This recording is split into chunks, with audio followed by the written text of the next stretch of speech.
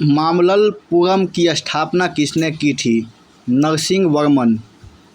Ibn Battuta के अनुसार मुहम्मद बिन तुगलक द्वारा राजधानी परिवर्तन के क्या कारण थे? दिल्ली के नागरिकों को दंडित करने के लिए। साम्राज्य में नहरों का जाल निम्नलिखित किस शासक ने बनवाया? फिरोज शाह तुगलक। चोल वंश का अंतिम स्वतंत्र शासक कौन था, जिसको पांड्यों ने पराजित कर चोल वंश का विनाश कर दिया? राजेंद्र तृतीय। चोलों की शासन व्यवस्था थी राजतंत्रात्मक। चोल शासन में कौन सी निम्नलिखित इकाई नहीं थी? सरकार। निम्नलिखित में से कौन सा चोल साम्राज्य के पतन का कारण नहीं है? पांड्य शक्ति का उदय। चोल वंश के किसके नज़दीक के राजनीतिक और वैवाहिक संबंध रहे? वेंगी के चालुक्यों से। किस चोल शासक को भीड़ ने मार डाला? अरिराजेंद्र। किस चोल शासक ने अपनी पुत्री का विवाह सिंगली राजकुमार से किया?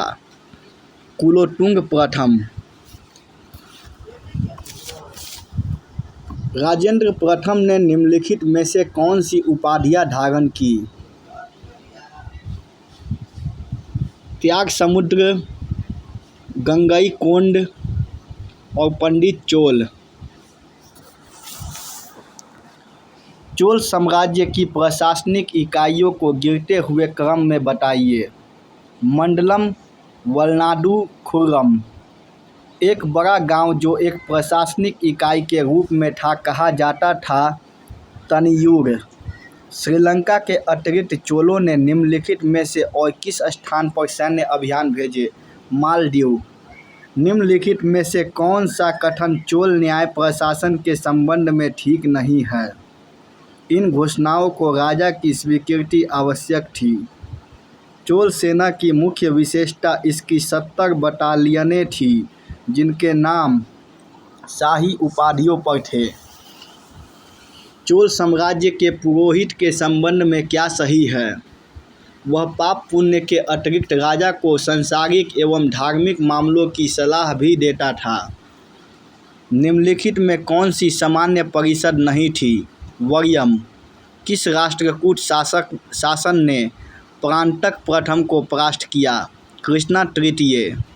राजा का चेर पांड्य और श्रीलंका को जीतने के पीछे आर्थिक उद्देश्य क्या था?